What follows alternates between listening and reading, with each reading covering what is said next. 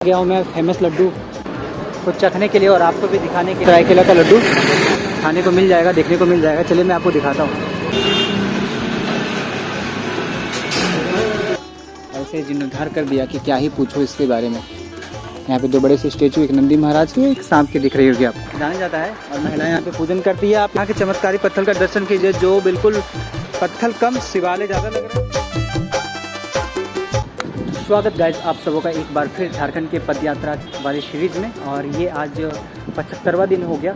इस वक्त मैं सरायकेला के नामचीन जगहों पे घूम रहा हूँ और पीछे जो मेरी बिल्डिंग देख रहा है ना, इसके बारे में भी मैं अभी आपको बताता हूँ। इस वक्त मैं हूँ एक स्कूल प्रांगण में, जो बाद में स्कूल प्रांगण के रूप में लिया, जबकि ये था पहले यहाँ के महाराजा आदित्य प्रताप नारायण सिंह देव जी के मंझले भाई के एक महल के रूप में आप कह सकते हैं। तो कुंवर विजय प्रताप सिंह देव नाम था इन मंझले भाई का, और उन्हीं की ये महल थी।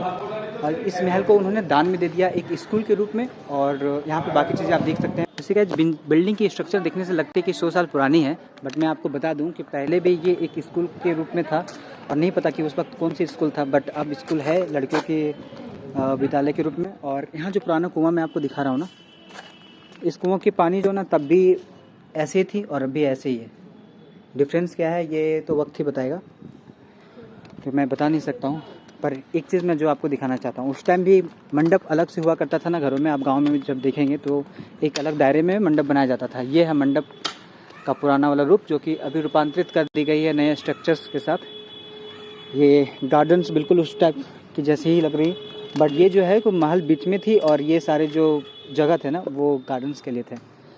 तो उनका नाम कुमार विजय प्रताप सिंह देव, उन्हीं के नाम पे ये बालिका उच्च विद्यालय +2 है और बहुत अच्छे तरीके से मॉडिफाई कर दी गई। आ गया ना। तो अभी मैं और दिनेश सर जा रहे हैं यहाँ के फेमस लड्डू को देखने के लिए। सरायकेला लड्डू आपको चखाऊंगा भी, आप शायद चख पाए।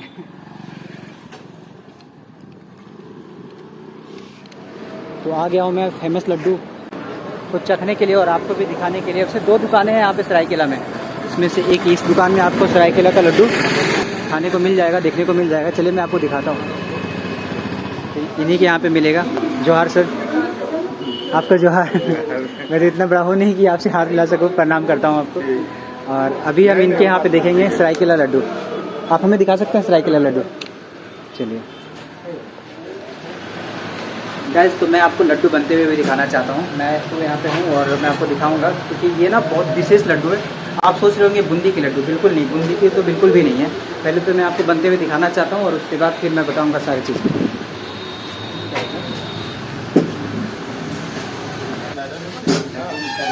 अभी तक आपने कई सारे लड्डू देखे होंगे और वो बूंदी के देखे होंगे ना। आप भी सोचेंगे इस सरायकेला का लड्डू बूंदी का होगा। तो सबसे पहले एक चीज़ देखिए, ये तीनों में जितने भी चीज़ें आप देख रहे हैं ना, वो सेवई है। वो भी इतने पतले सेवई हैं, बिल्कुल धागों की तरह। और शायद मुझे लगता है कि धागों के समान है।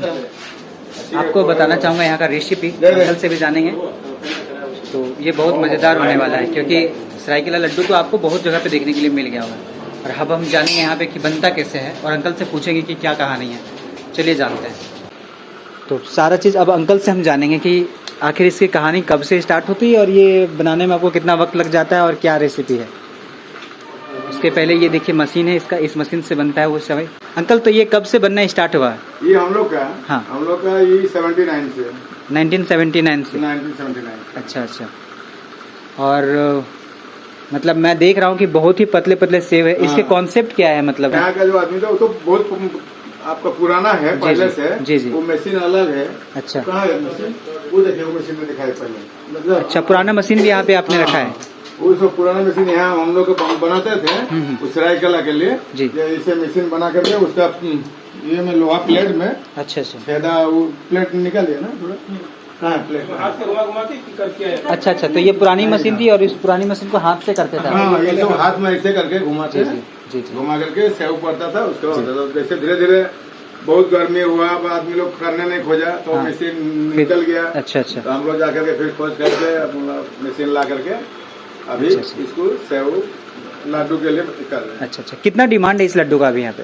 डिमांड तो है, सब जो भी आता है बाहर के आदमी सब सरायकेला से, कोई आदमी अपना रिलेशन जहाँ भी है ले जाते तो मीठा नहीं लेते हैं, लड्डू ले जाते हैं। अच्छा, यहाँ से सरायकेला लड्डू लेकर के जाते हैं? लड्डू जाते हैं लेकर। अच्छा। कहीं अपना बेटी का घर है, जमाई घर है, मामा घर है, मौसी पीसी, जे भी रिलेशन कहीं भी है, दोस्त यारी, कोई जोश साहब है, कहीं पर मिनिस्टर भी है, सब काम के लिए अपना यहीं से लड्डू ले आते, जो खुश होंगे वो खा कर। बिल्कुल बिल्कुल।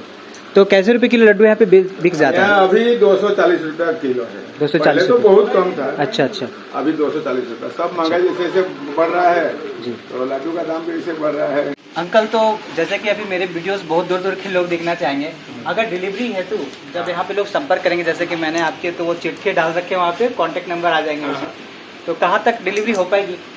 उड़ीसा में केवझर तक होती है और बालदा तक होती है, और इधर लोकल जितने जहाँ भी बस यहाँ से डायरेक्ट चलती है वहाँ सारे में होती है। अच्छा, मैंने सुना था देश विदेश तक भी होती है। हाँ हाँ, वो कुरियर थ्रू होती है। ओके, मतलब नियर बाय प्लेसेस में लोग अगर मंगवाना चाहें हाँ, तो डिलीवरी बाय बस अवेलेबल सेम डे। अच्छा अच्छा, मंगवाइएगा जरूर, हाथ चेक करके मुझे बताइएगा कि कैसा रहा ये एक्सप्लोर मेरा यहाँ के सरायकेला लड्डू, क्योंकि कई बार सुना था कि सरायकेला जब जाइएगा तो लड्डू जरूर चखेगा। अब चलिए लड्डू चखते हैं, बट मैं आपको बोलना चाहूँगा जरूर यहाँ के लड्डू का स्वाद लीजिए एक बार। कॉन्टेक्ट नंबर मैंने दे रखा है। तो अब मैं ये चखने वाला हूँ सरायकेला लड्डू, और फिर मैं आपको बताऊँगा, अपनी रिव्यू दूंगा, और मैं फिर आपको इस जगह के एड्रेस मैं यहाँ पे अभी रन करेगा, ठीक है। पहले मैं खा लेता हूँ, ठीक, और आपको टेस्ट बताता हूँ, फिर मैं आपको यहाँ के लोकेशंस के बारे में बताऊँगा।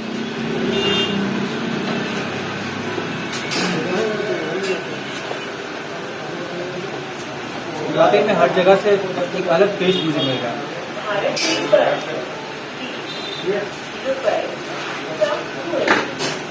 ये ओरिजिनल घी का है क्या?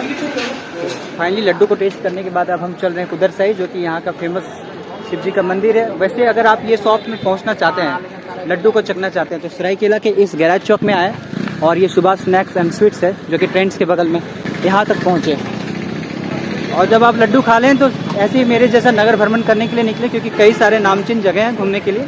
फिलहाल मैं यहाँ से कुदर साई मंदिर, फिर जगन्नाथ मंदिर की ओर जा रहा हूँ। कई सारे प्लेसेज हैं जहाँ पे आप एक्सप्लोर कर सकते हैं मेरी तरह। चले चलते हैं। वहाँ से तकरीबन 2 किलोमीटर की दूरी को तय करके मैं आ चुका हूँ कुदर साई मंदिर। एक और दिन पहले मैं आया था यहाँ पे, और बगल के नदी में नहाया था, कपड़े उपड़े धोए थे। बड़ा शांतिमय प्लेस है ये, शांतिमय स्थान है, और भगवान भोलेनाथ जी की जो शिवलिंग है वो खुद ब खुद यहाँ पे उठी है। तो मंदिर परिसर जो है ना, मुझे काफ़ी भव्य लगा था और काफ़ी खूबसूरत भी है। तो मैं सोचा कि नामचीन जगहों में से एक ये भी होगा शायद, और वास्तव में ये है। कई सारे लोगों ने मुझे बोला कि आप यहाँ पे ज़रूर विजिट करें, और दैट्स वाई मैं सेकेंड टाइम यहाँ पे आ रहा हूँ, क्योंकि मुझे भी यहाँ पे रहना बहुत पसंद है। अच्छा लगता है मुझे यहाँ पे आना, जब से मैं आया हूँ। तो कुछ इस प्रकार से मंदिर परिसर है। मैं चाहता हूँ जब भी आप सरायकेला खारसवां आएँ तो सरायकेला के इस दैविक स्थल में ज़रूर पधारें। आपको यहाँ पे आकर के बहुत बहुत शांति महसूस होगी। तो यह है मंदिर परिसर। एक और बात मैं बताना चाहूँगा इस मंदिर के बारे में। सरकारी फंड लगभग ना के बराबर, बट सरकार के टैक्स इस मंदिर से, क्या ही मैं बोलूँ, थोड़ी बहुत कॉन्ट्रीब्यूशन हो जाती है गवर्नमेंट की, किसी पार्टी पॉलिटिक्स से, बट लोगों ने ही मिल करके इस मंदिर की रूपरेखा इतनी खूबसूरत तैयार कर दी और इसे जीर्णोद्धार कर दिया कि क्या ही पूछो इसके बारे में। यहाँ पे 2 बड़े से स्टेचू, एक नंदी महाराज की, एक सांप की दिख रही होगी आपको, और कई सारे छोटे छोटे शिवलिंग भी आप देख सकते हैं उस जगह पे। वैसे इस मंदिर के इतिहास के बारे में थोड़ी सी बात जिक्र करूँ तो ये मंदिर 600 से 700 साल पुराना बताया जाता है। जब यहाँ पे सूर्यवंशी डायनेसिटी आई थी, मतलब सरायकेला राजा जब बूढ़ा विक्रम सिंह देव जी जो हैं, जो सरायकेला को बसाए थे यहाँ के डायनेसिटी को बरकरार रखने के लिए, उसके पहले का ये निर्माण बताया जाता है, मंदिर का निर्माण। और वक्त के साथ साथ जीर्णोद्धार किया जाने लगा ताकि मंदिर की मेंटेनेंस सुचारू रूप से चलती रहे। इस मंदिर की सबसे विशेष बात क्या है मैं बताऊं, ये मंदिर खरकई नदी के किनारे में बनाई गई है। और दैविक कहानी ये सुनता हूँ कि यहाँ पे एक शिव की लिंग जो है ना वो खुद ब खुद उठी थी हल चलाने के क्रम में, पता चला कि यहाँ पे शिवलिंग है। खरकई नदी इस जगह पे है, जब बरसात आती है तब बाढ़ का रूप ले लेती है भयावह, बट इस वक्त बहुत खूबसूरत नज़ारे लगते हैं यहाँ से देखने में। फ़िलहाल ये शाम ढल चुकी है जिसकी वजह से आपको थोड़ा सा ऑफ लाइट लगता होगा, बट वास्तव में ये जगह चमत्कारी के साथ साथ काफ़ी शांतिमय है। चलिए अब हम अगले सुबह में जगन्नाथ मंदिर और बाकी जो भी नामचीन जगह है इस खूबसूरत से सरायकेला के धरती का, वो मैं दिखाऊंगा आपको। हेलो गाइस, 76वां दिन, स्वागत है आप सबों का फिर से इस सुबह सुबह कल शाम को जैसे कि आपको पता है, आप कुदर साई मंदिर तक देख रहे थे और अब जो मॉर्निंग हो गई है यहाँ पे, अब हम बाकी कुछ चुनिंदा जो प्लेसेस है उसको एक्सप्लोर करेंगे। चलिए हम आपको दिखाते हैं इस ग्राम भ्रमण के दौरान आपको और कौन सी ऐसी चीज़ें मिल सकती हैं देखने के लिए जो आपको सरायकेला के धरती पे आने का एक बहुत ही अच्छा उद्देश्य को कंप्लीट करती है। वैसे ये जो प्लेस देख रहे हैं ना, जहाँ से मैं अभी निकल रहा हूँ, यहाँ पे रात को आ गया था मैं रुकने के लिए और ये हो पाई थी दिनेश सर के कुछ मित्रों के सहयोग से। चलिए, तो ये है शमशान काली, बिल्कुल नदी के किनारे है। शमशान घाट आप समझ सकते हैं, नदी के किनारे ही होती है।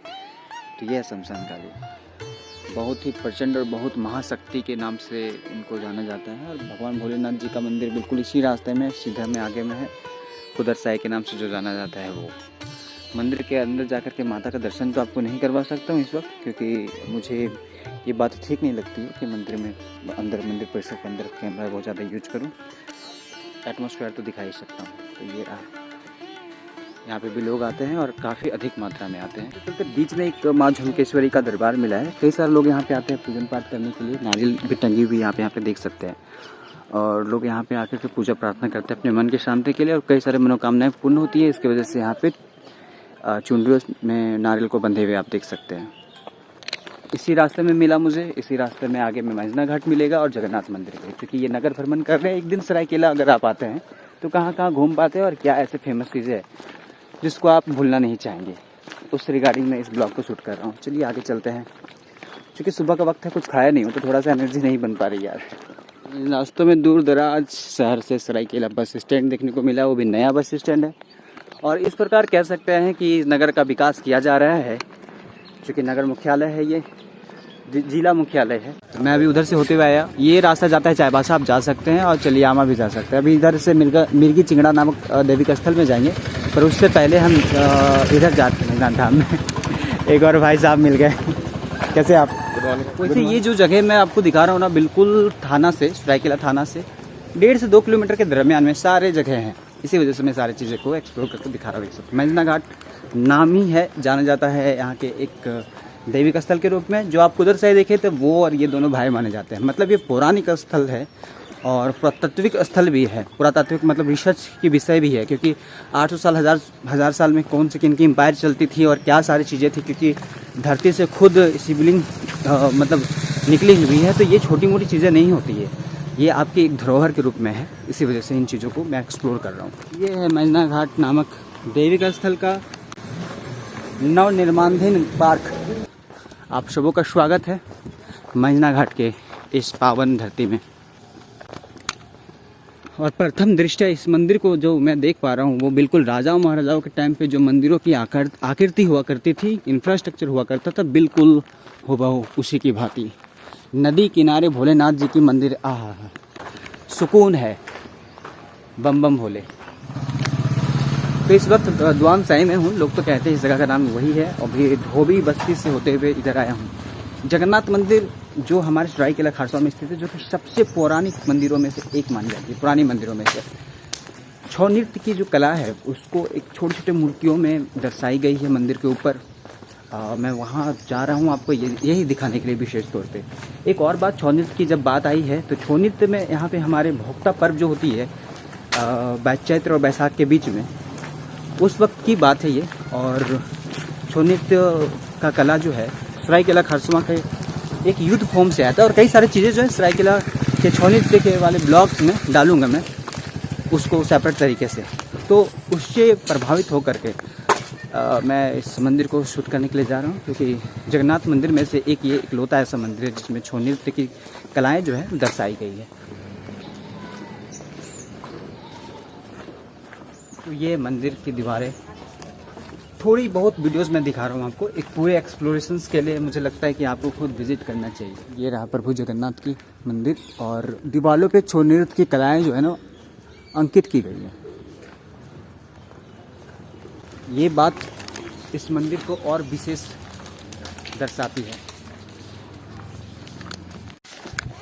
चलिए, तो आप यहाँ पे आने के लिए तकरीबन थाने वाले रोड से इंटांडी के रोड को पकड़ते हुए इधर आ सकते हैं।